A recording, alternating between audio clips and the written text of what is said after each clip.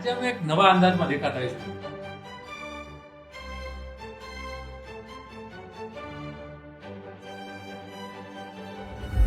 પ્રેમથી હું તમને છે ને તમારી પીઠ પાછળનું તમને કાળુ કાકા કહેતો હોઉં છું. ઘણા બધા જે મને પ્રેમ કરે ને એ મને કાળુ કાળુ કાકા એવા નામથી બોલાવે. કે તમે 100 કરોડનો બિઝનેસ પણ ચલાવો છો, 4000 કરતા વધારે લોકોનો બિઝનેસ ગ્રોથ પણ કરાવો છો, તો આપ કઈ રીતે મેનેજ કરો છો? પોતાના માટે કરી લેવું એ જ જિંદગી નથી. બરાબર. અને આ મને ડિસ્કવર થયું 2014-15 એટલે એ વસ્તુ છે, કારણ કે અત્યારે કેવું થાય કે મારો બિઝનેસ વેલ સેટ થઈ જાય હું પછી કરીશ બીજા માટે. ખાલી મારે એકલાનો બિઝનેસ નહીં, ખાલી મારે એકલાને પ્રોફિટ નહીં, બીજાનો પણ વધવું જોઈએ કે ભાઈ જે આંગળીઓ ચંદન લગાવે એમને પોતાની આંગળીમાં ઓટોમેટિકલી લાગે. નોર્મલી કેવું હોય, તમે બીજાના કામ કરવા મળો અને તમારી ઓફિસે ના રહો, તમારે ઘરે ના રહો, તો તમારી ફેમિલી, તમારા ભાઈ, તમારા પપ્પા એમ કહે છે ભાઈ પહેલા પોતાનું તો કર. પ્રોગ્રેસ અલાયન્સ 10 વર્ષ પહેલા એક સંસ્થા 8-10 જણા લોકો એમ ચાલુ કરી કે ભગવાને બધાને બધું નથી આપ્યું, પણ બધાને કાંઈક ને કાંઈક તો આપ્યું. આઈ થિંક આપણે 4 વર્ષ પહેલા જ્યારે પોડકાસ્ટ કરેલો ત્યારે 1000 લોકો હતા અને આજે 5000 કરતા વધારે લોકો. મેં એક બુકમાં વાંચેલું કે જો તમે દારૂની દુકાન ખોલો હા, તો લોકો લેવા આવશે 100%. અને દૂધ વેચવા માટે ઘરે ઘરે જવું પડે. બરાબર. તો જે લોકોને ગ્રોથ કરવું છે, જે લોકોનો પોઝિટિવ માઇન્ડસેટ છે, જે લોકોને રીઝનની દુનિયામાંથી નીકળીને એક્શનની દુનિયામાં રહેવું છે, એવા લોકો ધીમે ધીમે આપણી સાથે જોડાતા જાય છે. પ્રોગ્રેસ અલાયન્સનો એક મહત્વનો ફાળો, એક મહત્વનો જે મુદ્દો છે તે આ છે કે ભાઈ જ્ઞાનથી કોઈ બહુ ખાસ ફરક પડતો નથી. તો આવતા 2 મહિનામાં સેલ્સ વધારવા માટે તમે શું એક્શન લેશો? તો એવું કોઈ નાની એવી એક્શનથી લોકોના લાઈફમાં કન્ટ્રીબ્યુટ થયું હોય તેવું કોઈક સ્મોલ એક્ઝામ્પલ આપી શકો? આજના યુગમાં લોકો દેખાડા માટે, લોકોને બતાવવા માટે ધંધો કરતા હોય છે. આજના યુગની એક બહુ કડવી પીડા અથવા તો બીમારી તમે કહી શકો, દેટ ઇઝ લોન્સ એન્ડ ઇન્સ્ટોલમેન્ટ્સ. કે આજ સુધીમાં અમે 500 કંપનીઓને લોન ફ્રી કરી. વાવ, સુપર. તો આ બધી મેનેજ કરવામાં છે ને કંઈક ટાઈમ મેનેજ નથી થતો, એ સૌથી કોમન ઇશ્યુ હોય છે. રાઈટ. બરાબર. તો એના માટે શું કરું? અને પરફેક્શનની બીમારી રહેશે એ લોકો ઓલવેઝ અટવાયેલા રહેશે. એવો અમે લોકો ના વિચારી શકીએ આ વસ્તુ, બરોબર, કે આટલું ઇન્ટિગ્રેટેડ અને ફાસ્ટ કામ કરવું એમ. નરેન્દ્ર મોદી સાહેબ કરી શકતા હોય તો પછી આપણે શું કામ ન કરી શકીએ? કે તમારે છે ને ભાષાનો બહુ મહત્વ હોય, તમે શું બોલો છો. તો પ્રોસેસના બધા કામ થઈ જાય અને જે ગ્રોથના કામ છે બાકી રહી જાય. અને બિઝનેસમાં પણ એ ઇશ્યુ રહે છે કન્ટિન્યુ, મતલબ મની આવે જતા રહે, આવે જતા રહે. એ રિસ્ક લેવું તમારી સારી આવડત છે, પણ બ્લાઇન્ડ રિસ્ક નહીં લેવાનો. જેમ મારવાડી ફેમિલી ને કાઠિયાવાડી ફેમિલી, આમ તમને બિઝનેસમાં શું ડિફરન્ટ દેખાનો? મારવાડીઓમાં કેવું છે, હું પોતે મારવાડી છું, એ લોકોને ખાલી છે ને નાણાંથી પ્રેમ હોય. બરાબર છે. ગુજરાતી લોકો 3 જનરેશન સાથે જીવે છે. હસબન્ડ વાઈફના રિલેશન એ સૌથી વધારે મહત્વ કરતા હોય છે બિઝનેસની અંદર. તો ઘણીવાર બાંધવાનું તો થઈ જતું હોય છે. Foundation for great marriage is not love, it is admiration and respect. એક બિઝનેસમેન છે ને સૌથી વધારે પ્રોબ્લેમ આવતો હોય છે એનો સ્ટાફ સાથે. યાર મને હરખો સ્ટાફ નથી મળતો, હું જે કહું એ કરતા નથી. યાર આ મારો સ્ટાફ તો બહુ જોરદાર છે.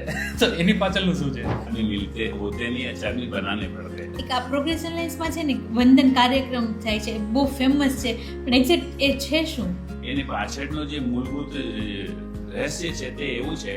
એક્ઝેક્ટ આ પ્રોગ્રેસ અલાયન્સ છે શું અને શું વર્ક કરે છે? અને શું મિશન વિઝન છે પ્રોગ્રેસ? તો આખો પોડકાસ્ટ સાંભળશો ને તો ખરેખર એમ કહેવાશે કે તમારી લાઈફ ટ્રાન્સફોર્મ થઈ શકે છે. જય શ્રી કૃષ્ણ. હર હર મહાદેવ. હું છું ઝીલ. હું છું જુલી. આપ સૌનું સ્વાગત કરીએ છીએ જીલ જીલી જમાવટમાં. આજે અમે એક નવા અંદાજમાં દેખાતા છું. નવા અંદાજ તો હોય ને, કેમ કે આજના ગેસ્ટ બી અંદાજમાં નવા જ છે કઈ. શું વાત છે?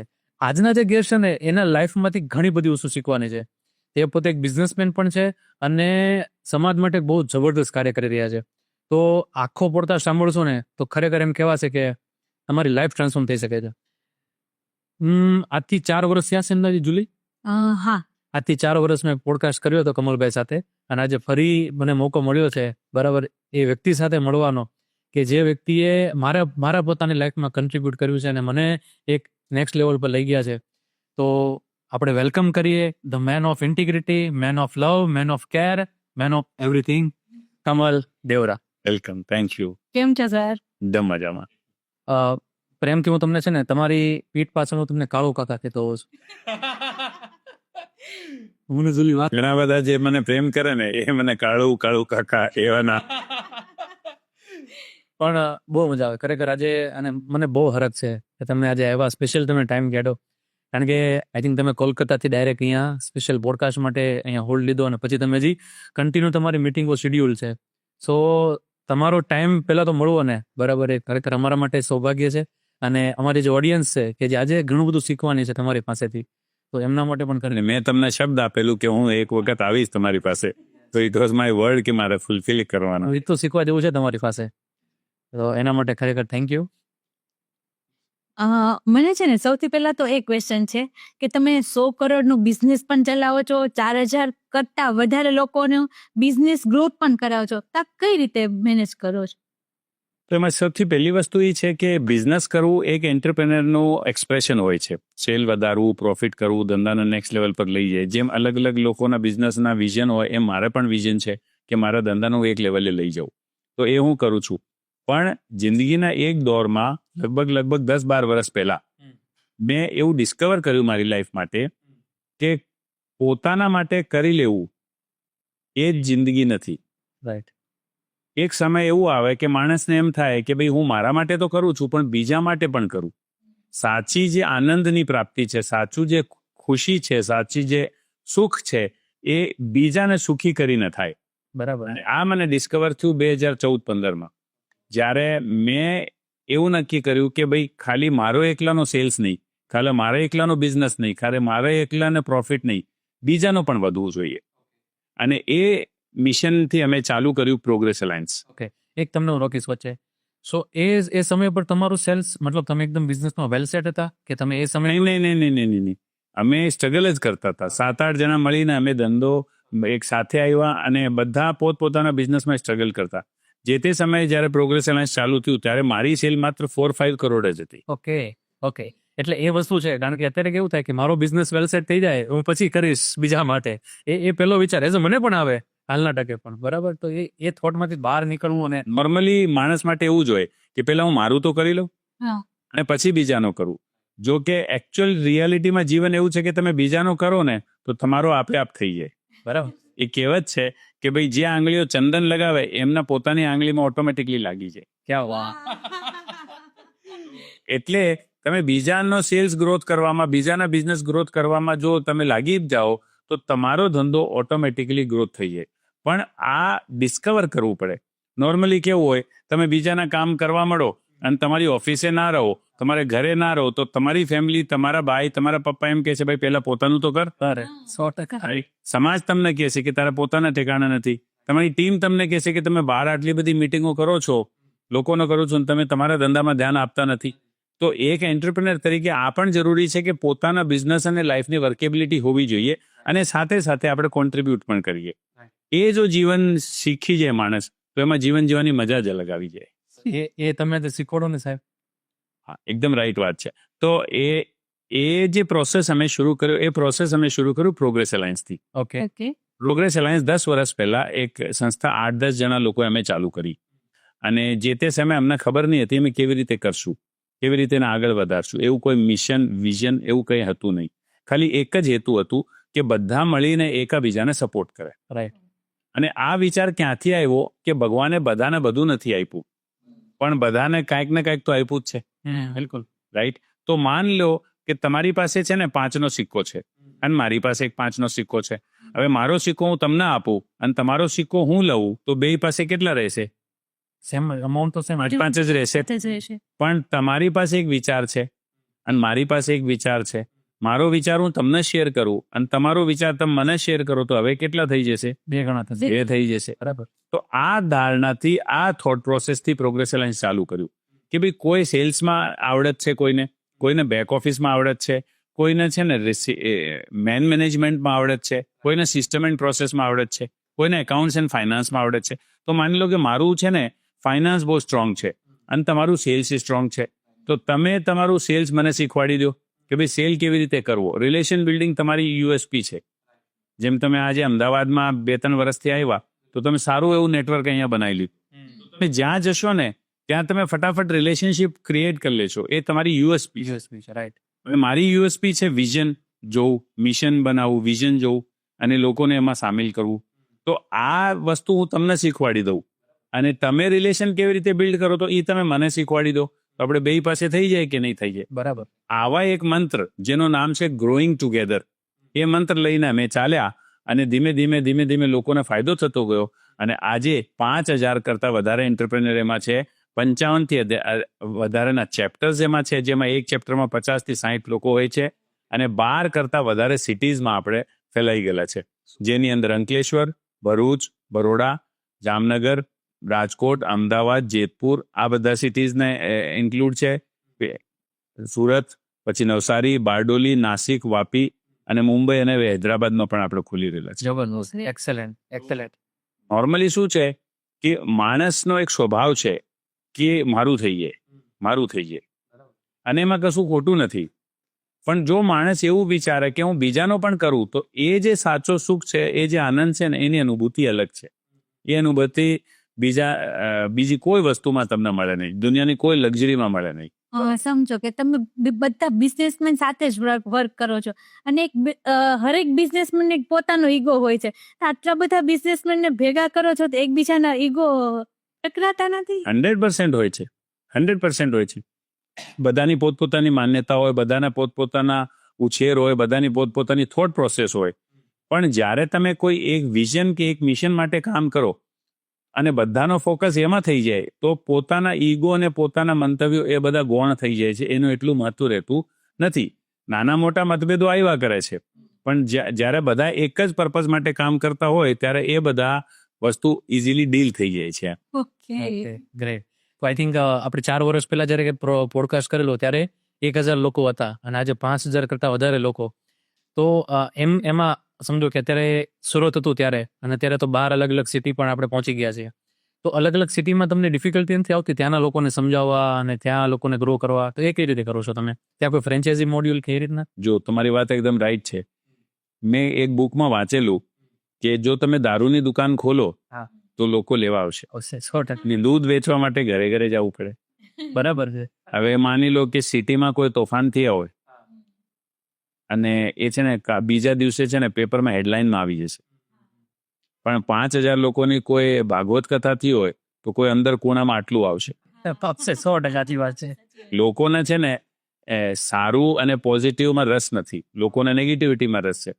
તો જ્યારે અમે ગ્રોથની વાત કરીએ, જ્યારે સાથે મળીને એકાબીજાનો બિઝનેસ વધારવાની વાત કરીએ તો એ એટલું ઇઝી નથી.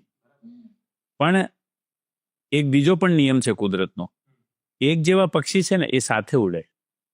તમે જો 500 કબૂતર હોય તો એમાં એક કાગડો નહીં જુઓ, અથવા તો 20 સિંહ હોય એમાં એક હિરણ નહીં હોય. એક જેવા વિચારધારાના વ્યક્તિ છે ને કુદરત ઓટોમેટિકલી સાથે કરી દે. કે જે લોકોને ગ્રોથ કરવું છે, જે લોકોનો પોઝિટિવ માઇન્ડસેટ છે, જે લોકોને રીઝનની દુનિયામાંથી નીકળીને એક્શનની દુનિયામાં રહેવું છે, એવા લોકો ધીમે ધીમે આપણી સાથે જોડાતા જાય છે. અને પછી એ લોકો પ્રોગ્રેસ એલાયન્સમાં આવે, એ લોકોને પ્રોગ્રેસ એલાયન્સમાં બેનિફિટ થાય, પછી એ લોકો ઇન્સ્પાયર થાય કે અમે અમારા સિટીમાં ચાલુ કરશું. પ્રોગ્રેસ એલાયન્સ એક નોન પ્રોફિટ મોટિવ ઓર્ગેનાઇઝેશન, જેમાં કોઈ પણ વ્યક્તિને 1 પણ રૂપિયાનો કોઈ પણ આર્થિક લાભ થતું નથી. તમે પણ પ્રોગ્રેસ એલાયન્સના સદસ્ય છો, હું બી પ્રોગ્રેસ એલાયન્સનો છું, અને બધા એક જ લેવલ પર છે અને કોઈ એમાં સિનિયર નથી, કોઈ જુનિયર નથી. તો આપણે કોઈ ફ્રેન્ચાઇઝી મોડેલ કે કોઈ એવું નથી. લોકો ઇનિશિયેટિવ લે છે, એમ કહે છે કે હું ચાલુ કરીશ. જેમ કે માની લો કે કોઈ સમયે અમદાવાદમાંથી 4-5 લોકો જોડાયા અને એ લોકોએ કીધું કે ભાઈ અમારે અમદાવાદ શરૂ કરવું છે, તો અમદાવાદ શરૂ થયું. ઓકે. પ્રોગ્રેસ એલાયન્સનો એક બીજો પ્લેટફોર્મ છે યુનિવર્સલ, જેની અંદર ઝૂમના માધ્યમથી મિટિંગો થાય. તો જ્યારે કોવિડ આવ્યો ત્યારે ફિઝિકલ મળવાનું પોસિબલ નહીં હતું, ત્યારે ઝૂમના માધ્યમથી અમે મિટિંગો શરૂ કરી. તો એમાં અલગ અલગ જગ્યાઓથી લોકો આપણી સાથે જોડાઈ ગયા, કોઈ રાજકોટથી, કોઈ ભાવનગરથી, બરોડાથી, કલકત્તાથી, દિલ્હીથી, હૈદરાબાદથી. પછી 4-5 લોકો ભાવનગર કે રાજકોટથી જોડાઈ ગયા અને એ લોકો કીધું કે મારે રાજકોટ ચાલુ કરવું છે. તો અમે કીધું કે કરો. તો એ લોકો પછી રાજકોટ ચાલુ કરે. એ રીતે લોકો માટે સ્ટેન્ડ લે છે, લોકો માટે ઊભા થઈ જાય છે, અને ત્યારે પ્રોગ્રેસ એલાયન્સની સંભાવના અલગ અલગ શહેરોમાં જાય છે. જબરદસ્ત. એટલે પ્રોગ્રેસ એલાયન્સના એક સૂત્ર છે ને, સ્ટેન્ડ ફોર ઇચ અધર્સ. જબરદસ્ત. એટલા માટે સંકલ્પ. તો અમદાવાદ માટે પ્રોગ્રેસ એલાયન્સનું શું સ્ટ્રક્ચર છે, એ આવી ગયું છે કે કઈ રીતનું? અમદાવાદમાં વર્તમાનમાં પ્રોગ્રેસ એલાયન્સના 3 ચેપ્ટર છે અને એક ચેપ્ટરમાં લગભગ 50 થી 60 લોકો હોય છે. દર 15 દિવસે 2.5 કલાકની આપણી મીટિંગ થાય છે. એ 2.5 કલાકની મીટિંગની અંદર નેક્સ્ટ 15 ડેઝમાં તમે શું કરવાના છો એની ઉપર એક્શન પ્લાન બનતો હોય છે. કોઈ પણ એક ટોપિકની ઉપર કામ કરતા હોઈએ છીએ. જેમ કે માની લો અત્યારે આપણા પોડકાસ્ટ રેકોર્ડ કરી રહ્યા છે, તો આવનાર 2 મહિના દિવાળી છે, તો આવનાર 2 મહિના માટે દિવાળી ધમાકા નામનું આપણું સ્ટ્રક્ચર બની ગયું છે કે 2 મહિના આપણે ઓનલી સેલ ઉપર જ ફોકસ કરવાનો છે. અને એ મીટિંગની અંદર તમે કયા કયા સેલ્સના એક્શન લેશો, એ એક્શન લખવાના હોય તમારે. પછી એક્શન સ્કેડ્યુલિંગ કરવાનો હોય, ક્યારે લેશો તમે. રાઈટ. આપણો પ્રોગ્રેસ એલાયન્સનો એક મહત્વનો ફાળો, એક મહત્વનો જે મુદ્દો છે તે આ છે કે ભાઈ જ્ઞાનથી કોઈ બહુ ખાસ ફરક પડતો નથી. Knowledge does not make any difference. જેમ કે માની લો અમદાવાદમાં બધાને ખબર છે સિગ્નલ ના તોડવું, થોડું છે, બરાબર છે. રોંગ સાઈડ ના જવું જોઈએ, હેલ્મેટ પહેરવું જોઈએ, અથવા તો આપણે ઘરે જઈએ તો વાઈફ ઉપર ગુસ્સો ના કરવું જોઈએ. બધાને નોલેજમાં છે જ. પણ નોલેજ હોવાથી કાંઈ ફરક પડતું નથી. જેટલો જ્ઞાન આપણે લાઈફમાં ઉતાર્યું એનાથી જ ફરક પડે. એટલે progress alliance is an action base organisation. ખાલી તમને સારું માર્ક જુગરબર્ગનું કે ઇલિયોન મસ્કનું તમને એક્ઝામ્પલ આપીને તમને છે ને મોટિવેટ કરી દે, ઇટ ડઝન્ટ હેપન્સ. એ લાંબુ સમય ટકતું નથી. તમે આવો, તમે તમારા એક્શન લખો, એ એક્શન તમારી લાઈફમાં જઈને લો તો જ રિઝલ્ટ આવે. એટલે progress alliance is an action base organisation, જેની અંદર મોટા ભાગની વાત એક્શન ઉપર થાય. તો આવતા 2 મહિનામાં સેલ્સ વધારવા માટે તમે શું એક્શન લેશો, એનો એક્શન પ્લાન બને, એનો ફોલોઅપ થાય અને લોકો જઈને રિઝલ્ટ કોઝ કરે. સુપર. આનું કોઈ જેમ કે આપણે પ્રોગ્રેસ એલાયન્સ છે એક્શન બેઝ વર્ક કરે છે, તો એવું કોઈ નાની એક્શનથી લોકોના લાઈફમાં કન્ટ્રીબ્યુટ થયું હોય તેવું કોઈક સ્મોલ એક્ઝામ્પલ આપી શકો? હા, તો પ્રોગ્રેસ એલાયન્સ અલગ અલગ એરિયા પર કામ કરતો હોય છે. જેમ કે સૌથી પહેલો એરિયા પ્રોગ્રેસ એલાયન્સનો છે સેલ્સ ગ્રોથ. ઓકે. તો આજ સુધીમાં પ્રોગ્રેસ એલાયન્સના જે 5,000 લોકો છે, એ 5,000 લોકોનો એવરેજ સેલ્સ ગ્રોથ 240% છે સરેરાશ. સુપર. 240% પ્રોગ્રેસ એલાયન્સમાં જોડાયા પછી લોકોનો સેલ્સ ગ્રોથ થયો છે. બીજો ઇનિશિયેટિવ છે અમારો પ્રોફિટ ગ્રોથ. આજના યુગમાં લોકો દેખાડા માટે, લોકોને બતાવવા માટે ધંધો કરતા હોય છે. અમે પ્રોગ્રેસ એલાયન્સમાં એવું કહીએ છીએ કે ભાઈ તમે ઘરે શું લઈને આવો છો તે પણ મહત્વનું છે ને. એટલે ખાલી સેલ્સ વધારો એની કરતાં પ્રોફિટ પણ ફોકસ રાખો. મોટા ભાગના જે ગુજરાતના એન્ટરપ્રિનર્સ છે, જેમાં પટેલો ખાસ છે, 2-3 વર્ષ હિસાબ નથી કરતા. સાચી વાત છે. કોઈ તો 5-5 વર્ષ હિસાબ નથી કરતા. હવે ઓથેન્ટિકલી તમે જુઓ તો એને 5 વર્ષ હિસાબ શું કામ નથી કર્યું? કેમ કે એને ખબર છે કે અંદર શું છે. અને પછી દિવાળી આવે એટલે જે વધ્યા એટલે એને ફેસ નથી કરવા માંગતો. તો પ્રોફિટ ગ્રોથ ઉપર અમે ફોકસ કરીએ. પ્રોગ્રેસ એલાયન્સમાં એવરેજ એન્ટરપ્રેન્યોરના 180% પ્રોફિટ ગ્રોથ છે. માની લો પ્રોગ્રેસ એલાયન્સમાં જોડાયા પછી એ 10 લાખ કમાતો હોય પહેલા, તો અત્યારે એ 28 લાખ કમાય છે. આટલું ગ્રોથ છે. Cells growth, profit growth. પછી પેમેન્ટ કલેક્શન. મોટા ભાગના એન્ટરપ્રેન્યોરની એક ઇશ્યુ હોય છે, યાર મારો પેમેન્ટ નથી આવતો ટાઈમે, શું કેવી રીતે હું પેમેન્ટ માગું? એક એન્ટરપ્રેન્યોરને ડર હોય મારો કસ્ટમર તૂટી જશે, નારાજ થઈ જશે, પણ એવું કંઈ હોતું નથી. તો અમે એમને ટ્રેન એન્ડ ડેવલપ કરીએ કે કેવી રીતે પેમેન્ટ કલેક્શન કરવાનો. તો 5-5, 7-7, 10-10 વર્ષ જૂના જે અટકેલા પેમેન્ટ હતા એ પણ પ્રોગ્રેસ એલાયન્સમાં લોકોને આવી ગયા છે. સાથે સાથે લોન્સ એન્ડ ઇન્સ્ટોલમેન્ટ્સ. આજના યુગની એક બહુ કડવી પીડા અથવા તો બીમારી તમે કહી શકો, દેટ ઇઝ લોન્સ એન્ડ ઇન્સ્ટોલમેન્ટ્સ. 70-75% માણસની મહેનત બેંક અને ફાઇનાન્શિયલ ઇન્સ્ટિટ્યૂટ માટે થાય છે. રાઈટ? તો પ્રોગ્રેસ એલાયન્સ એવું માને છે કે તમે સવારે ઘરેથી નીકળો છો, સાંજે આવો છો, તો તમે તમારા માટે કમાઓ, બેંકો માટે નહીં. રાઈટ? તમે જુઓ, આજથી 50 વર્ષ પહેલા ઘરના ઘરેણા સોની પાસે ગીરવી મૂકી દો એટલે એ પરિસ્થિતિ કેવી કહેતે? છેલ્લી કક્ષાની ને, જ્યારે કોઈ રસ્તો ના વધ્યો હોય ત્યારે, બરાબર ને? અને આજની તારીખમાં મહાનાયક જે હોય, સુપરસ્ટાર એમ કે ભાઈ તમારા સોનાના કામ પર મૂકી દો. બરાબર ને? અને એ ચક્કરમાં લોકો ધીમે ધીમે લોન્સ અને ઇન્સ્ટોલમેન્ટમાં ફસાતા જાય છે. બરાબર? ગાડી પર લોન, મકાન પર લોન, વર્કિંગ કેપિટલ પર લોન, ઓફિસ પર લોન, હોલિડે માટે પણ લોન, મોબાઈલ લોન પર, ટીવી લોન પર, ફ્રીજ લોન પર, અને ધીમે ધીમે પછી એ ટ્રેપમાં ફસાઈ જાય. તો પ્રોગ્રેસ એલાયન્સનો એક ઇનિશિયેટિવ છે જેનું નામ છે ભરોસા હૈ તો મુમકિન હૈ. આ ઇનિશિયેટિવની અંદર અમે પ્રોગ્રેસ એલાયન્સમાં એન્ટરપ્રેન્યોરને લોન ફ્રી કરીએ છીએ. અને તમને જાણીને આનંદ થશે કે આજ સુધીમાં અમે 500 કંપનીઓને લોન ફ્રી કરી. સુપર. 2,000 કરોડનું લોન આજ સુધીમાં પ્રોગ્રેસ એલાયન્સને લોકોનો ભરાવડાવ્યો છે. અને લોન ફ્રી લાઈફ કેવી હોય એ જ્યારે માણસને અનુભૂતિ થાય કે ભાઈ ચેન કી નીંદ, કેમ કે સવારે ઉઠે એવા કેસ છે કે લોકોએ 10 લોન લીધેલા છે, તો 1 થી 10 તારીખ તો ખાલી ચેક પાસ કરાવવાના હતો, તો EMI ના જ ગોતવાના હોય, તો પછી ધંધામાં ધ્યાન જાય કઈ રીતે? EMI ભરવા ઉપર ધ્યાન જાય. તો એ પણ અમે કરીએ છીએ. અને સાથે સાથે team management, time management, courage, confidence, fear, એ બધા ઇશ્યુઝ ઉપર પણ એન્ટરપ્રેનર્સને ટ્રેન એન્ડ ડેવલપ કરીએ છીએ. સાથે સાથે ખાલી ધંધો જ નહીં, પૈસા તો કમાઈ લેશું, ફેમિલીનું શું?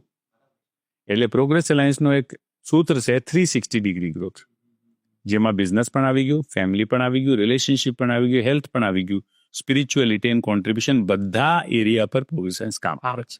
જબરદસ્ત. એટલે કંઈ બાકી મૂકતો નથી. જબરદસ્ત. તો હવે તમે જે ટોપિક કીધા ને, તો એક મારી એક રિક્વેસ્ટ છે કે બધા ટોપિક ઉપર થોડું બ્રીફમાં વાત કરીએ આપણે. સો સૌથી પહેલું તો તમારી પાસેથી એ જ જાણવું છે કે આપણે સૌથી પહેલા વાત કરી કે બિઝનેસ અને કન્ટ્રીબ્યુશન બંને વસ્તુ થાય છે. એક યોગદાન પણ આપવું છે, સારું કામ પણ કરવું છે, એ લોકો માટે કામ પણ કરવું છે, અને ધંધામાં પણ જબરદસ્ત ગ્રોથ કરવો છે. તો આ બધી મેનેજ કરવામાં છે ને કંઈક ટાઈમ મેનેજ નથી થતો, એ સૌથી કોમન ઇસ્યુ હોય છે. બરાબર, તો એના માટે શું કરવું? જો સૌથી પહેલા તો મારો એવું માનવું છે કે ભગવાને છે ને બધાની અંદર આ ફિલિંગ નાખી છે કે એ કોઈ બીજાનું સારું કરે ને ત્યારે એને અહીંયા સંતોષ મળે. બરાબર. ત્યારે જેમ કે માની લો કે આજે તમે મારું પોડકાસ્ટ શૂટ કરી રહ્યો છો, બિકોઝ તમારી પાસે વર્ષોથી એવી ફિલિંગ છે કે મને જે પ્રોગ્રેસ અલાયન્સે આપ્યું છે એના બદલામાં હું કંઈક આપું એમને, હું જે રીતે કરી શકું. તમે આજે મીટિંગ લીડ નથી કરી શકતા, કોઈ પ્રોબ્લેમ નહીં. તમે આજે પ્રોગ્રેસ અલાયન્સમાં કોઈ માની લો કે સુરતથી તમે અમદાવાદ શિફ્ટ થઈ ગયા, તો તમે અત્યારે કોઈ એકાઉન્ટેબિલિટી નથી લઈ શકતા, નો પ્રોબ્લેમ. પણ છતાં પણ હું કઈ રીતે કોન્ટ્રીબ્યુટ કરું, તો તમે આ રીતે કોન્ટ્રીબ્યુટ કરી રહ્યા છો, રાઈટ? તો આ હ્યુમન બિંગની અંદર એક ફિનોમિના છે કે એ બીજાનું સારું થાય ને ત્યારે એને આનંદની અનુભૂતિ મળે. પણ લોકો આ ભૂલી જાય છે કે એક એન્ટરપ્રેનર તરીકે તમારી પ્રાથમિક જિમ્મેદારી તમારા બિઝનેસ માટેની પણ હોય.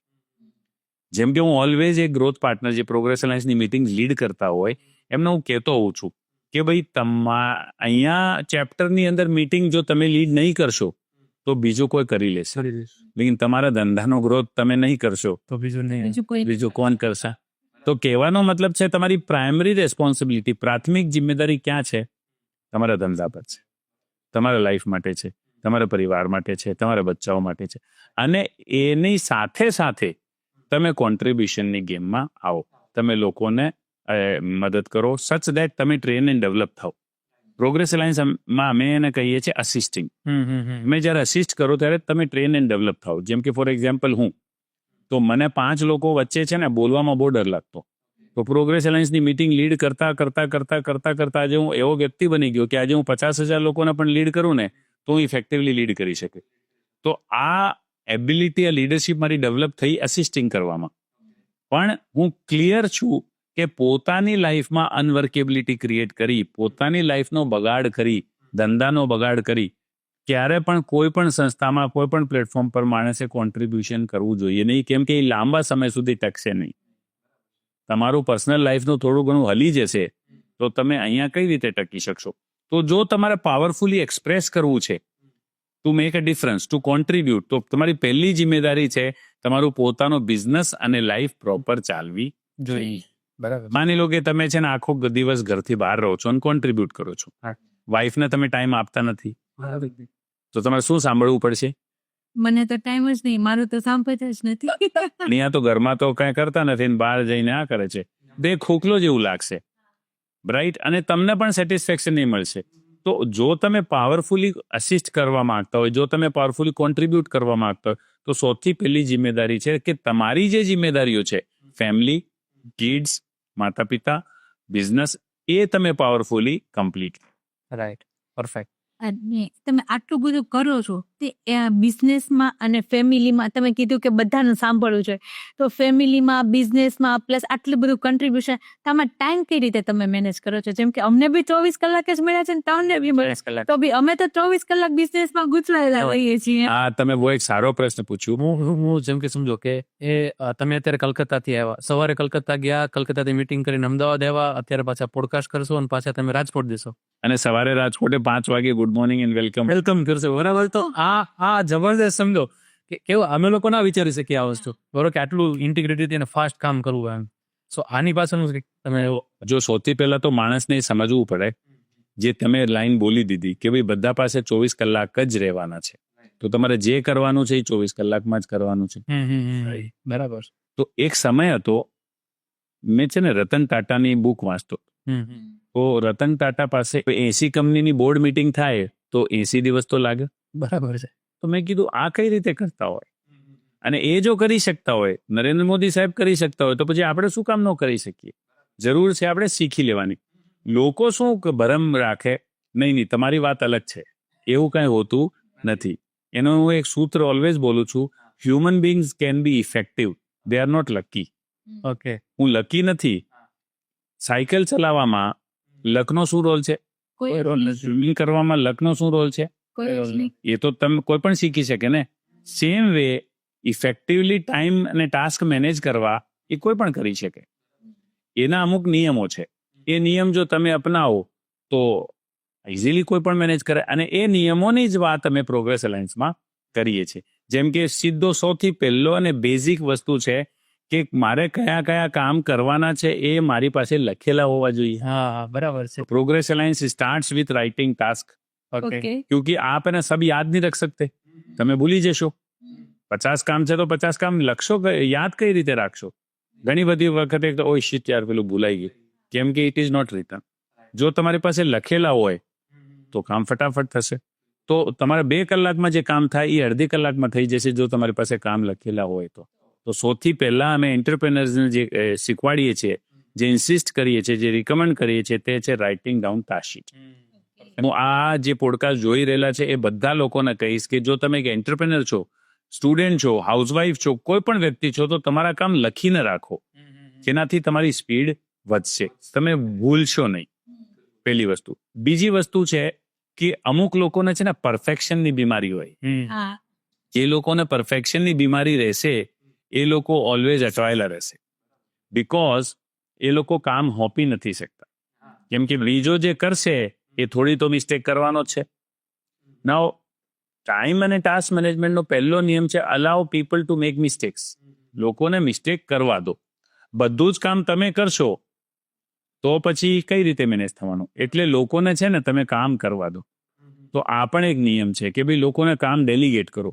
જનરલી લોકોને કેવું હોય, મિસ્ટેક્સ પસંદ આવતી નથી એટલે પોતે જ કરે, અને બધું કામ પોતે કરવા જાય એટલે અટવાઈ જાય. બરાબર. સો ધ સેકન્ડ થિંગ ઇઝ કે લોકોને કરો. તમે માની લો કે એન્ટરપ્રેનર છો, હવે એન્ટરપ્રેનરને વિચારવું જોઈએ કે એવા કયા કયા કામ છે જે ઓનલી એન્ડ ઓનલી હું જ કરી શકું. સે ફોર એક્ઝામ્પલ બિલ બનાવવાનો. નો બિલ બનાવવાનો કામ એ કરી શકે કે એનો મેનેજર પણ કરી શકે.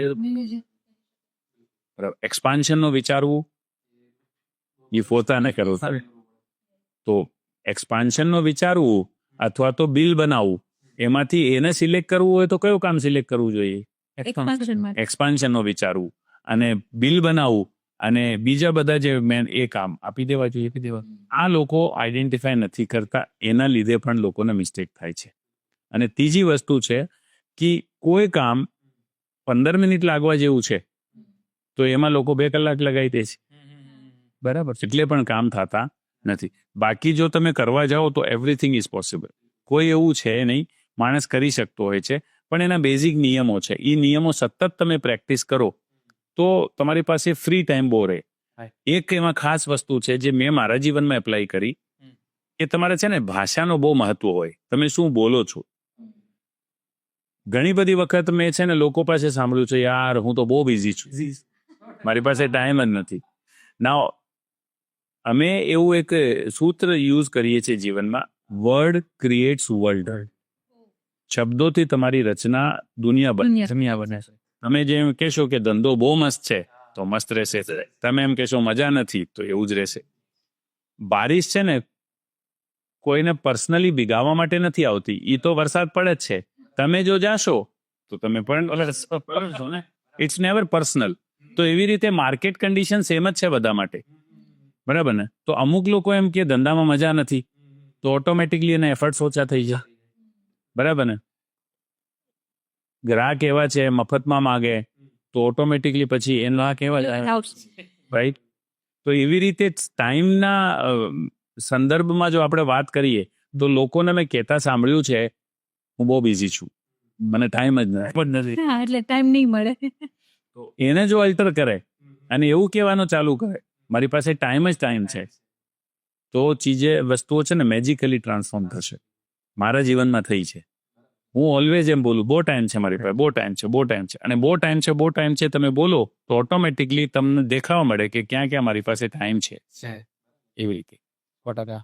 કારણ કે ઘણા લોકો બિઝી રહે છે, આખો દિવસ કામ કરે છે તે બિઝી જ રહે. પેલું એક કહેવત છે, ગડીની પેદાશ નહીં, કોડીની પેદાશ નહીં અને ગડીની નવરાશ નહીં. એવી તો લોકો કંઈ કરતા નથી. સાંજે તમે ઘણા બધા એન્ટરપ્રિનરને જોશો ને, અને એ જોવે ને તો એને કોઈ ખાસ કર્યું ના હોય, પણ ફ્રી પણ ના હોય. કોઈ પણ ના આવું. અને સ્ટ્રેસ હોય, શાંત થાય એટલે સ્ટ્રેસ આવી જાય. અને સ્ટ્રેસ એનું જોઈએ કે ભાઈ જે જોઈતા હતા એ કામ નથી થયા. તમે જે શરૂઆતમાં વાત કરી કે બિલ બનાવવું અને એક્સપેન્શનનું, તો પ્રોસેસના બધા કામ થઈ જાય અને જે ગ્રોથના કામ છે બાકી રહી જાય. એટલે શાંત થાય એટલે સ્ટ્રેસ આવે, પછી એ કંઈ થતું નથી બિઝનેસ. તમે ઓફિસે આવ્યા અને જેમ તમે ઓફિસે આવ્યા એક ફ્યુઝ ઉડી ગયું છે અથવા તો એક લાઇટ તૂટી ગઈ છે, બરાબર છે. તો તમે એમાં લાગી જાઓ છો. તમારું ઓફિસ આવીને પહેલા કામ છે કસ્ટમરને જે લીડ હતી કાલની એને ફોલોઅપ કરવું, એક્ઝિસ્ટિંગ જે કોટેશન આપેલા હતા એમને ક્લોઝ કરવું, એ તમારો કામ હતો. પણ વચ્ચે કોઈ તમને મળવા આવી ગયું, બરાબર, વચ્ચે કોઈ ઘરેથી ફોન આવી ગયું, એન્ડ દેટ્સ હાઉ તમારું ટાઈમ બગડી જાય. દેટ્સ હાઉ તમારો ટાઈમ બીજી જગ્યાએ ચાલ્યો છે. તો જે કામમાં તમારું ટાઈમ જવાનું હોય એમાં જાતો નથી, અને જેમાં નથી જવાનું હોય એમાં ચાલ્યો જાય છે. આ પણ એક કારણ બને છે કે લોકો છે ને પ્રોડક્ટિવલી કામ નથી કરી શકતા, ઇફેક્ટિવ નથી થઈ શકતા. એક્ઝેક્ટ. આ બધામાં તમે જેમ કે મનીનો ફ્લો આટલો બધો આવતો હોય તો તમે એ કઈ રીતે મેનેજ કરો છો? જેમ કે અમારી પાસે તો મની આવે ને તો બધા વપરાય જ. જોશાઈ જાય એમ. અને બિઝનેસમાં પણ એ ઇશ્યુ રહે છે કન્ટિન્યુ. મતલબ મની આવે જતા રહે એ રીતના. દેખીએ આમાં કેવું છે કે મોસ્ટલી જે બિઝનેસમેનો છે, ખાસ કરીને હું પ્રોગ્રેસ એલાયન્સમાં જે મેં અનુભવ કર્યું 5000 એન્ટરપ્રેનર્સમાં, ગુજરાતમાં છે ને એન્ટરપ્રેનરશિપનો એક નશો છે. એ નશો છે ને બીજે સ્ટેટ્સમાં એટલું નથી. જેમ કે યુપી બિહારમાં જાઓ તો એન્ટરપ્રેનરશિપનો એટલું બધું નશો નથી. ગુજરાતમાં every second young boy want to start his own business. Right. અને એનું કારણ એક છે કે મોટા ભાગના જે પણ એન્ટરપ્રિનર છે, જેમ કે પ્રોગ્રેસ એલાયન્સના જો તમે જુઓ કે 5000 એન્ટરપ્રિનર છે, એની એજ છે ને 22 થી લઈને 35-40 ના જ છે. પરફેક્ટ. ઓકે. એની અંદર એક ફિનોમિના મેં જોયું કે એ લોકો પાસે છે ને કોઈ અનુભવ નથી. મોસ્ટલી એન્ટરપ્રિનર્સના ફાધર છે ને કાં તો ખેડૂત હતા કાં તો હીરામાં હતા. 100%. તો એ લોકોને છે ને કોઈ બાપદાદાનો અનુભવ નથી. હું જ્યારે મારી પોતાની જાતને જોઉં તો હું લકી છું કે ભાઈ હું એક બિઝનેસમેન ફેમિલીમાં જ પેદા થયો. મારા ફાધરે બિઝનેસ કર્યો, મારા દાદાએ બિઝનેસ કર્યો. તો કેવી રીતે સ્ટોક કેલ્ક્યુલેટ કરવો, કેવી રીતે પેમેન્ટ કલેક્ટ કરવું, કેવી રીતે હિસાબ કેલ્ક્યુલેટ કરવો, એ અમને છે ને વારસામાં પડે છે. પણ જે એક પટેલનો છોકરો છે, જે ખેડૂતનો છોકરો છે, એને છે ને ખાલી મહેનત કરતા આવડે. એને ગ્રોસ પ્રોફિટ શું હોય, નેટ પ્રોફિટ શું હોય, એ એને કોઈ ખબર પડતી નથી. એમને વારસામાં નથી મળતું હતું. રાઈટ. સો એમાં એ મિસ્ટેક કરી જાય છે, એને એ આવતું નથી. અને થોડું ઘણું ધંધો ચાલે તો એ વ્યાજે પૈસા લઈ લે, બરાબર ને? એ કેલ્ક્યુલેશન નહીં કરે. માની લો કે એને લાગે કે ભાઈ આપણે 100 રૂપિયામાં ફેક્ટરી ચાલુ થશે, તો એની પાસે 50 હોય તો 50 વ્યાજે લઈને ફેક્ટરી ચાલુ કરું. પણ એ નથી ગણતો કે આ 100 રૂપિયામાં ફેક્ટરી ચાલુ થશે, પણ એને રનિંગ રાખવા માટે બીજા 50 જોશે. અને એ બીજા જ્યારે ફેક્ટરી નાખી દે તો એ એવી સ્થિતિમાં આવી જાય કે ન તો આ બાજુ જઈ શકે ન તો આ બાજુ જઈ શકે, બંધ કરી નહીં શકે, કેમ કે એને પોતાની બધી મૂડી નાખી દીધી હોય, ગામથી લાવીને નાખી દીધી હોય. તો હવે એને આગળ વધારવા સિવાય એને કોઈ રસ્તો રહેતો નથી. તો આગળ વધારવા માટે શું કરે? બીજા 50 લાખ. તો એ ઓલવેઝ ભીમાં જ હોય. Right. So the point is કે એ લોકોને બિચારાને કેલ્ક્યુલેશન નથી ખબર, અને એમાં એ લોકોને વાકે નથી. કેમ કે એ લોકોને વારસામાં કાંઈ મળ્યું નથી. ખેડૂતને કોઈ એટલું બધું પૈસાનો હિસાબ નહીં આવે. ખેડૂતનો એક હોય કે ભાઈ એના ખેતરમાંથી કોઈ 4 કેરી તોડીને લઈ ગયું હોય તો એ પૈસા ન લે. રાઈટ. એ ખેડૂતે આપવાનો શીખ્યો છે, એને કોઈ દી ભેગું કરવાનો નથી શીખ્યો. રાઈટ. બિઝનેસ ટોટલી અલગ છે. એની અંદર કઈ રીતે કરકસર કરવી, કઈ રીતે ધીમું ધીમું બચાવવું, એ બધી વસ્તુઓ ધીમે ધીમે હવે એન્ટરપ્રેનર શીખી રહ્યા છે પ્રોગ્રેસ એલાયન્સના માધ્યમથી. એવું થાય છે. બીંગ અ મારવાડી ફેમિલી, તમે તમારા રગે રગમાં છે. હવે મને તો એ વારસામાં મળી ગયું. બરાબર. રાઈટ. તો એ બધી વસ્તુ છે ને મારા બીજા 5,000 એન્ટરપ્રેનર્સને જ્યારે હું પાસ ઓન કરું, જ્યારે હું શીખવાડું, તો એ લોકોની લાઈફમાં કોન્ટ્રીબ્યુટ થાય છે. જબરદસ્ત. જેમ મારવાડી ફેમિલી ને કાઠિયાવાડી ફેમિલી, આમ તમને બિઝનેસમાં શું ડિફરન્ટ દેખાનો? હું તમને કહું, મને છે ને 35 યર્સ થયા ગુજરાતની અંદર, અને અમે લોકો રાજસ્થાનથી મૂળ આવ્યા અહીંયા, અને અમે અમારું બિઝનેસ સ્ટાર્ટ કર્યું. તો કાઠિયાવાડીમાં છે ને 2 વસ્તુ બહુ સારી રહેશે. વન ઇઝ ઓથેન્ટિસિટી, પ્રમાણિકતા. બરાબર ને? એમણે છે ને પૈસા કરતા છે ને રિલેશનશિપ મહત્વના છે. બરાબર. જ્યાં એનો જીવ મળી જાય, જ્યાં એને રિલેશન, ત્યાં એ પૈસા આમું જોતા નથી. અને મારવાડીઓમાં કેવું છે, હું પોતે એ લોકોને ખાલી છે ને નાણાથી પ્રેમ હોય. બરાબર છે. હું તમને સાચું કહું, અમને છે ને જ્યાં સુધી છે ને ફાયદો થાય ત્યાં સુધી અમે રિલેશન રાખી, પછી ફાયદો પૂરો, રિલેશન પૂરું. આ એક વસ્તુ એવી છે જે કાઠિયાવાડીમાં નથી, જેનાથી હું ઇન્સ્પાયર છું. that they have relationship at priority, not money. એ મેં મારા જીવનમાં ઉતારી કે ભાઈ રિલેશનશિપને પ્રાયોરિટી રાખવાની.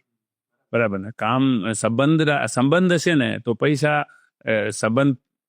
કરતા સંબંધ પહેલા. એ મેં પહેલી વસ્તુ શીખી. બીજી વસ્તુ છે મહેનત. કાઠિયાવાડી જેટલી મહેનત, પટેલ જેટલી મહેનત કોઈ નહીં કરી શકે. હું જેમ કે સુરતમાં જોઉં છું કે ફેક્ટરીઝ છે, તો જે પટેલની ફેક્ટરી હોય, કાઠિયાવાડીની ફેક્ટરી હોય, તે લોકો 7 વાગે પહોંચી જાય. મારવાડાનો દીકરો 11:30-12 વાગ્યા સુધી ક્રેટાનો સેલ્ફ ના મારતો. બરાબર સાહેબ. શું જે મહેનતમાં એ લોકોને કોઈ પહોંચી ન વળે, અને એ મહેનતનો જ નતીજો છે કે આજની તારીખમાં તમે સુરત હોય કે રાજકોટ હોય કે અમદાવાદ હોય, સુરતની જ વાત કરું તો સુરત ગુજરાતીઓનો શહેર હતો, સુરતીઓનો શહેર હતો, હીરાનો ધંધો વાણિયાના હાથમાં હતો. પણ આજની તારીખમાં ટોપ 5 બિઝનેસ જો સુરતના છે તો બધા કાઠિયાવાડીના હાથમાં. જો તમે ડાયમંડની વાત કરો તો ટોપ 5 કંપની છે એ કાઠિયાવાડીઓના છે. કન્સ્ટ્રક્શનની વાત કરો તો ટોપ 5 કંપનીઝ કાઠિયાવાડીની છે. તમે ટેક્સટાઇલની વાત કરો તો પણ ટોપ 5 એ જ છે. બિકોઝ એમને રિસ્ક લેતા આવડે, અને એ રિસ્ક લેવાનું પણ એ લોકોને કઈ રીતે મળ્યું? એ લોકો પાસે કાંઈ હતું નહીં, તો ખોવાનું કાંઈ ડર છે. એટલે એ લોકો રિસ્ક લઈ શકે. તો રિસ્ક ટેકિંગ એબિલિટી અને મહેનત એ મારવાડી શીખી રહ્યા છે કાઠિયાવાડીમાંથી. અને કેલ્ક્યુલેટિવ હોવું એ લોકોને મારવાડીમાંથી શીખી રહ્યા છે. કેમ કે લોકો કેલ્ક્યુલેશન નથી. હું ઘણી બધી વખત એમ કહું કે રાજકોટથી 2 કાઠિયાવાડી ટ્રેનના ડબ્બામાં બેઠા હોય તો સુરત આવે ત્યાં સુધી તો એ લોકોની પાર્ટનરશિપમાં બિઝનેસ ચાલુ થયું. બરાબર છે. તો એ લોકો બહુ ઇઝીલી કરી લેતા હોય. જાજુ બધાને કમાવું છે, બરાબર ને? પણ આ કમ્યુનિટીમાં એક આ વસ્તુ ઠીક કરવા જેવી છે કે જાજુ સાથે એ લોકોને જલ્દી હોતન જોઈએ છીએ. ના, ફોર એક્ઝામ્પલ, તમે એમ કહો કે ભાઈ મારે 5 મહિનામાં જ બચ્ચો જોઈએ, તો ઇટ ઇઝ નોટ પોસિબલ. એ તો 9 મહિના જે લાગવાના છે તે લાગવાના છે. અને આ એક પોઈન્ટ છે જ્યાં છે ને એ લોકો માત ખાઈ જાય છે. એ લોકો ફટાફટ કરવાના ચક્કરમાં એક ધંધો સ્ટાર્ટ કર્યો હોય, 6 મહિના વ્યવસ્થિત ન ચાલુ હોય ત્યાં સુધી તો એ બીજો ધંધો. બરાબર. આ અમારા મારવાડીઓમાં નથી. બિકોઝ અમને વારસામાં મળ્યું છે કે ભાઈ તમે પહેલા એને સ્ટેબલ કરો. આજે હું 25 વર્ષથી છે ને સુરતમાં છું, 35 વર્ષથી છું, અને 25 વર્ષથી હું બિઝનેસમાં છું. મેં કોઈ બીજો બિઝનેસ સ્ટાર્ટ નથી કર્યો, સિંગલ બિઝનેસ. અને આ પટેલોમાં હું જોઉં ને તો 2-3 મહિના 4 મહિનામાં એનો હાલી ગયું ને તો તરત જ બીજું ચાલુ કરી દે. બેકઅપમાં કાંઈક તો જોઈએ. ધીસ ઇઝ ધ થિંગ કે અને એટલે જ એ લોકોનો ફેલિયર રેશિયો વધારે છે. મારવાડીનો ફેલિયર રેશિયો શું કામ નથી આટલું બધું? બિકોઝ એ છે મેં એમાં છે ને ઓલવેઝ એક ડિસ્ટિંક્શન કોઝ કરી. એક હોય રિસ્ક, જેને કહેવાય બ્લાઇન્ડ રિસ્ક. એક હોય કેલ્ક્યુલેટિવ રિસ્ક. તમે 10મા માળેથી કૂદકો મારો તો તમે મરવાના છો, 100% મરવાના. પણ જો તમે પેરાશૂટ લઈને કૂદો તો પછી બચવાના ચાન્સ છે. હું ઓલવેઝ મારા પ્રોગ્રેસ અલાયન્સ મેમ્બરને શીખવાડું કે રિસ્ક લેવું તમારી સારી આવડત છે, પણ બ્લાઇન્ડ રિસ્ક નહીં લેવાનો, કેલ્ક્યુલેટિવ રિસ્ક લેવો. કેલ્ક્યુલેટિવ રિસ્ક જો તમે લ્યો, જેમ કે હમણાં એક મારા મિત્રનો ફોન આવ્યો, એને ઓલરેડી હમણાં 1 કરોડની બેંકની લોન લીધી, બરાબર? એને હમણાં ગાડી લીધી અને એને સારા એવા મકાનમાં રહે છે. તો હમણાં એની પાસે કોઈ પ્લોટનો ઓફર આવ્યો હતો કે આપણે 2.5 કરોડનો પ્લોટ લઈ લઈએ. મેં કીધું પૈસા તે કે વ્યાજે લઈ લેશું. મેં કીધું તારી પાસે ઓલરેડી ઘર છે, હમણાં તે તારા ફેક્ટરીનું એક્સપાન્શન કર્યું છે, એમાં 1 કરોડનું લોન છે, હમણાં 20 લાખની ગાડીનો લોન લીધું, તો હમણાં તારે કોઈ ઇન્વેસ્ટમેન્ટ માટે કરાય નહીં. ના, એ અમે નથી કર્યું. તો 5 મહિના પછી એનો ફોન આવ્યો કે સારું થયું અમે નથી કર્યું. પણ નોર્મલી લોકો આ કરી બેસે છે અને એમાં જ અટવાઈ ગયા છે. એઝ એ રાજસ્થાનથી તમે મારવાડી ફેમિલીથી છો તો તમે સુરત જ શા માટે ચૂઝ કર્યું? અમારા રાજસ્થાનમાં એવું કલ્ચર હોય કે બિઝનેસ કરવા માટે લોકો બહાર જતા હોય. તો પહેલા આજથી 40-50 વર્ષ પહેલા લોકો કોલકાતા જતા. પછી એક વખત મુંબઈનો ટાઈમ આવી.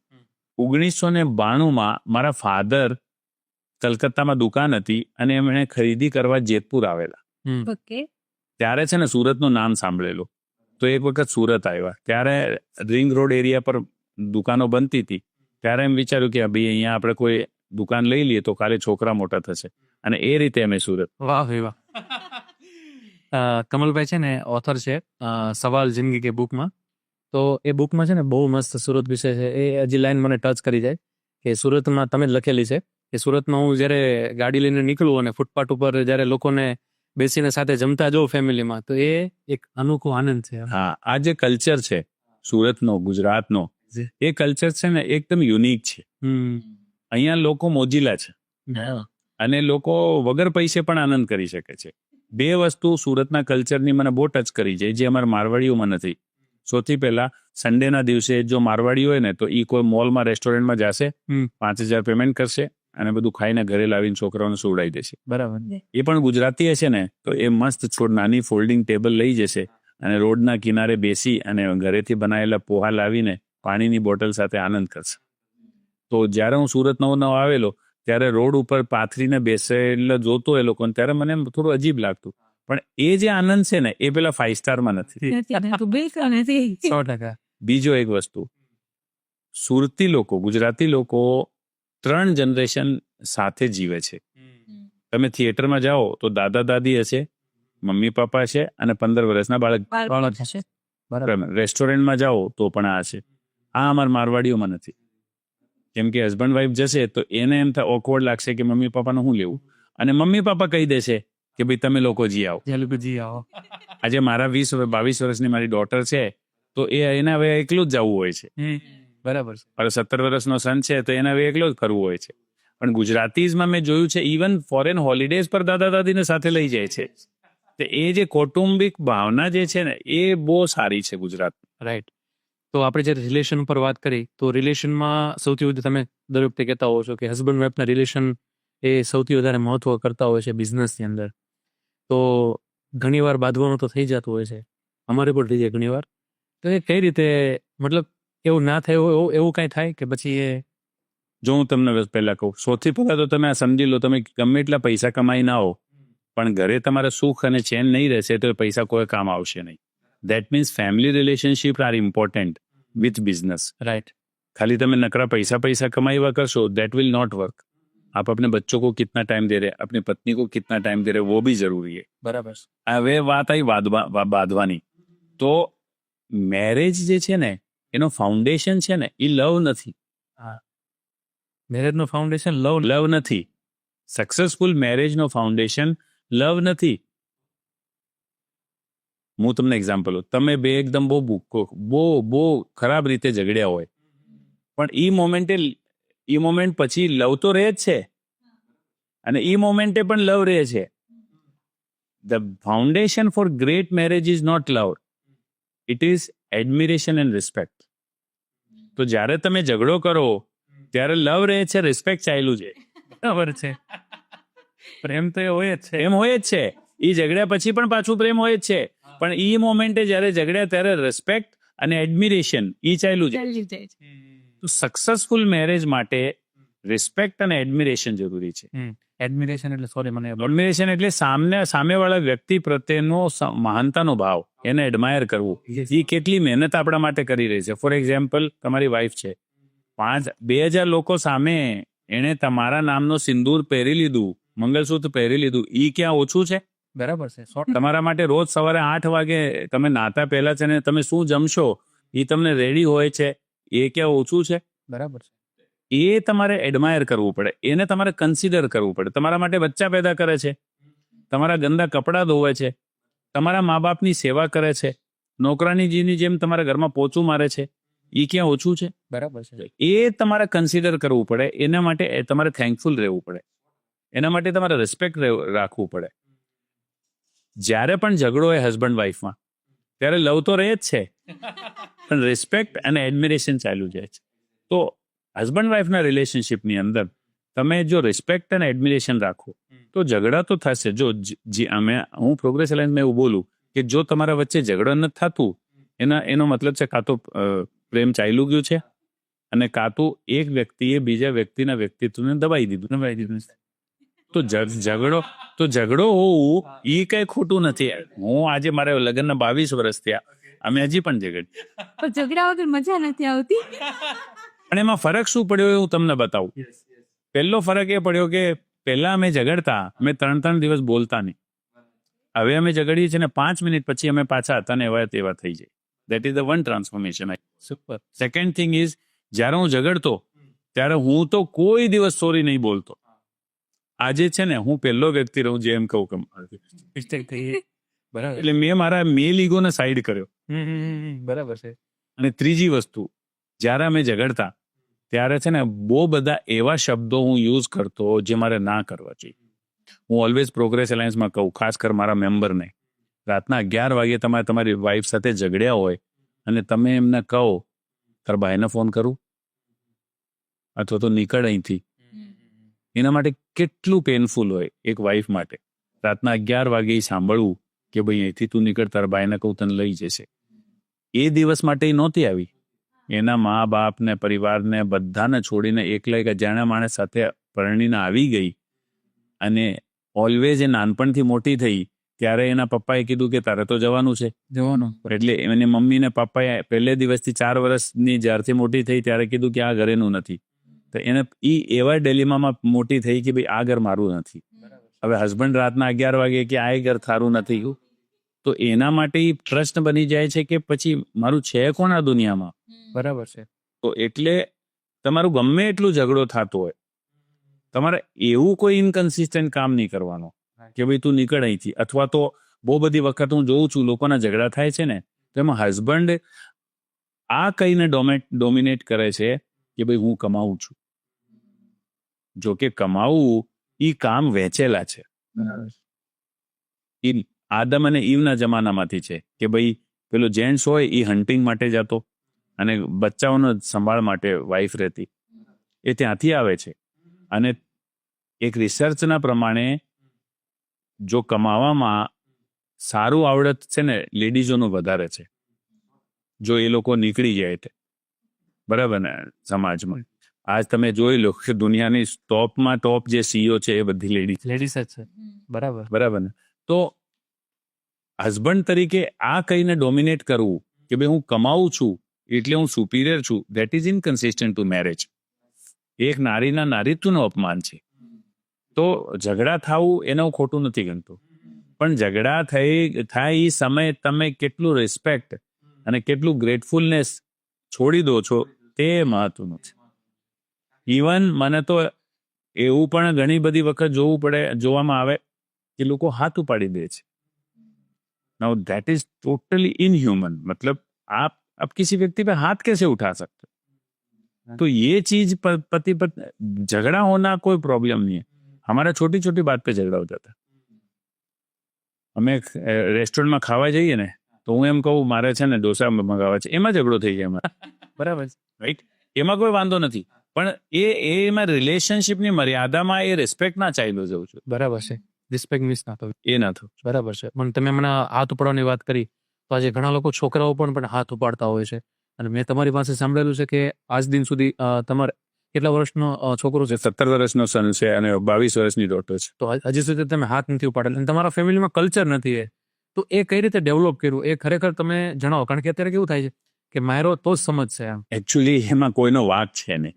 જો હું તમને કહું, મારા બાપે મને માર્યું, બરાબર, અને એમના બાપે એમને માર્યું, તો આપણે છે ને એમ આપણને એવું ઓટોમેટિકલી કન્ડિશનિંગ થઈ જાય છે કે બચ્ચાને સુધારવું હોય તો મારવું. પણ નાવ હવે છે ને માણસનું માણસ હોવાનો મતલબ બદલી રહેલો છે. તમને એક દાખલો આપું.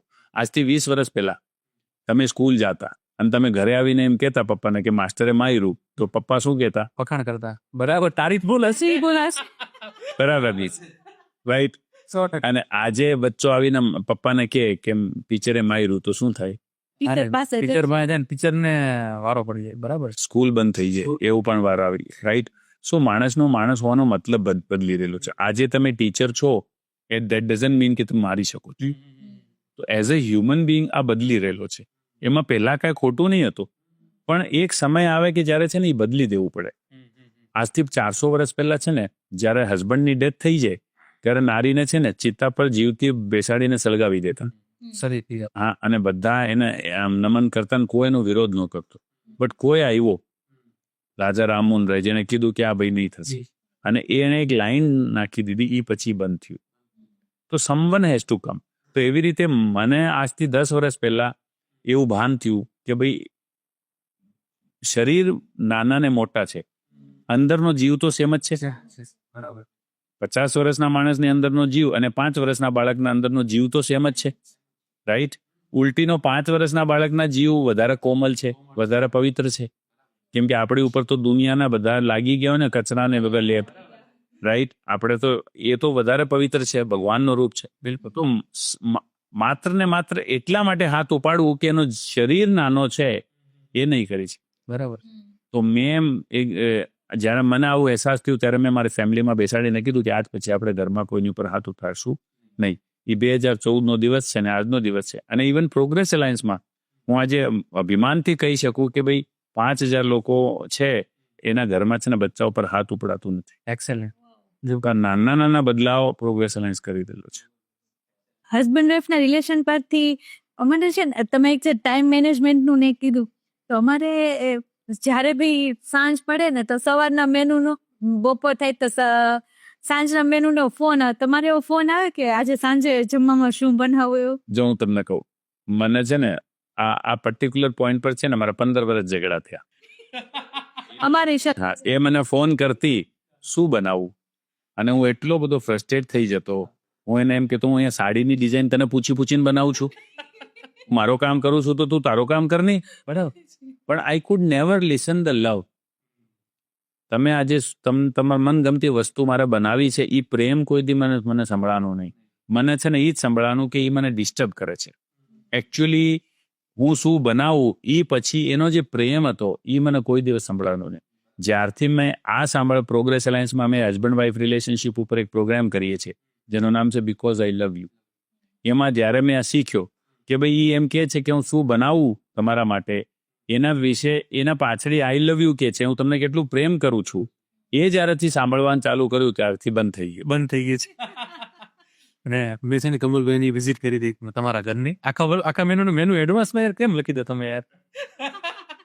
સેટ થઈ જાય છે. એટલે આખા મહિનાનું એડવાન્સમાં લઈને જ એ કોઈ સમય એવું થતું, પણ હવે એવું નથી. હવે ઘણી બધી વખત હું કહી દઉં કે આ બનાવો, ઘણી બધી વખત એ સમજી જાય, અને ઘણી બધી વખત છે ને એ જે બન્યું હોય એ ખાઈ લેવાનું.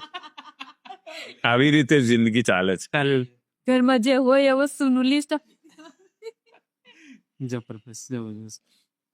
પછી મેં એમાં છે ને એક બહુ મોટો બદલાવ કર્યો. જ્યારે મારી વાઈફ મને સવારે એમ પૂછે તમે શું ખાશો, એનું ટ્રિગર થઈ જાઉં. પછી મેં જોયું કે આમાં હું ટ્રિગર શું કામ થવું, બિકોઝ મને એમ થાય કે છે ને એને એટલું પણ નથી ખબર, અને એ એટલે પૂછતી હોય કે એની પાસે બધું અવેલેબલ હોય, રાઈટ? તો જે મને ભાવે એ બનાવી દે. તો ત્યારે મેં એને કીધું કે તું છે ને મને ચોઈસ આપવાનું ચાલુ. ત્યારે મને એમ નહીં પૂછવાનું કે હું શું બનાવું, તારે મને એમ પૂછવાનું ડોસા બનાવી દઉં કે પરાઠા બનાવી દઉં, તો હું કહી દઉં કે પરાઠા બનાવી. અને એ જ્યારે કર્યું ત્યારે પ્રોબ્લેમ સોલ્વ થયો. એનાથી સોલ્વ થઈ જાય છે, જેમ કે જીલ ઓપ્શન જ માંગે છે. એક્ઝેક્ટલી. ઘણી બધી વખત અમે અમારા ફ્રસ્ટ્રેશનમાં હોય, અમારા કામમાં હોય, તો અમને એમ થાય કે આ નાની નાની વસ્તુ શું કામ પૂછવાની, પણ એ એના પ્રેમમાં પૂછતી હોય. તો ઘણી બધી વખત છે ને વાઈફને પણ એવું જોઈએ કે એને બનાવી દેવાનો અને એમ કહેવાનું કે તમારે આ જ ખાવાનો છે. અને ઘણી બધી વખત પૂછી લેવાનો કે આજે તમે પરાઠા ખાશો કે તમને ઢોકળા બનાવી દઉં, તો એ કહી દેશે કે પરાઠા ખાઈ લો. પણ ડાયરેક્ટલી એમ પૂછવું શું ખાશો, એ અમને જેન્ટ્સ લોકોને અપસેટ કરે. કેમ કે લેડીઝ અને જેન્ટ્સની બ્રેનની પેટર્ન અલગ છે. આ પણ મેં બીકોઝ આઈ લવ યુ પ્રોગ્રામમાં શીખ્યો. તમને એક એક્ઝામ્પલ આપું. લેડીઝ છે ને એ મલ્ટીટાસ્કર હોય, એ છોકરાને તૈયાર કરતી હોય, આ બાજુ દૂધ ગરમ થતું હોય, આ બાજુ દાળ બનતી હોય, બરાબર, આ બાજુ એની મમ્મીનો ફોન ચાલુ હોય, ચારે ચાર કામ થતા હોય, બધા perfect right, because their brain they are multi tasker. Gents જે હોય ને એ છે ને એક કામમાં એકમાં જ બિઝી હોય. તમે જો, એ આમ ટીવી જોતા હોય અને વાઈફ બાજુમાં આવીને એમ કે જમવાનું લઈ આવું, એને ધ્યાન જ ના જાય. અને વાઈફ ગુસ્સે થઈ જાય કે 3 વખત પૂછું, કેમ કે જયારે એક કામ કરે ને ત્યારે એક જ કામ કરે. રાઈટ. હું જયારે લખવા બેઠો હું કામ કરું, મારી વાઈફ એમ કે નાસ્તો લઈ આવું, 3 વખત પૂછીને ગુસ્સે થઈ જાય. એને એમ થાય મેં ધ્યાન નથી આપ્યું. ખરેખર આમ જેન્ટ્સનો બ્રેન જ એવું હોય છે કે જયારે એક કામ કરે ત્યારે એક જ કરે છે. તો વાઈફ આ સમજી લે કે ભાઈ અત્યારે એ એક ઝોનમાં છે, ત્યારે એને ફ્રસ્ટ્રેશન નહીં આવે. બરાબર છે. અને હસબન્ડને એ ખબર પડી જાય ત્યારે એ ફ્રસ્ટ્રેશન નહીં આવે. તો આવી રીતે સમજણ જે છે એ જેટલી વધે એટલે ઝઘડા ઓછા થઈ જાય. એક બિઝનેસમેન છે ને સૌથી વધારે પ્રોબ્લેમ આવતો હોય છે એનો સ્ટાફ સાથે. યાર મને હરખો સ્ટાફ નથી મળતો, હું જે કહું એ કરતા નથી, બરાબર, અને મતલબ જે એક્ઝિક્યુટ કરું ને એક્ઝિક્યુટ થતું નથી, અને આખો દિવસ એમાં ને એમાં ટેન્શનમાં. અને આવું લોટ્સ ઓફ લોકો પાસે સાંભળેલું છે. કોઈ વ્યક્તિ આજ સુધી મને એવો નથી મળ્યો તમારી સિવાય, યાર આ મારો સ્ટાફ તો બહુ જોરદાર છે, તો એની પાછળનું શું છે, એવું તમે શું ટ્રીટ કરો છો? 10 વર્ષ પહેલા જયારે પ્રોગ્રેસ એલાયન્સ શરૂ થયેલું ત્યારે હું એક પ્રોગ્રેસ એલાયન્સના મિત્ર પાસે મળવા ગયો અને મેં એને કીધું કે યાર સારા સ્ટાફ નથી મળતા. ત્યારે એને એક લાઈન કીધી હતી કે કમલભાઈ, અચ્છે આદમી મિલતે હોતે નહીં, અચ્છે આદમી બનાને પડતે. અને તે દિવસે મારી જિંદગી બદલી ગઈ. બરાબર છે. કોઈ પણ ટીમ મેમ્બર છે ને એ આવો છે, આવું છે, ગેરજિમ્મેદાર છે, કામ નથી કરતો, એવું તમે વિચારશો તો એવું જ બની જશે. અને ગ્રેટ એન્ડ એક્સ્ટ્રોર્ડિનરી છે તો એવું બની જશે. નજર કો બદલો તો નજારે બદલ જાતે. ક્યાં વાત.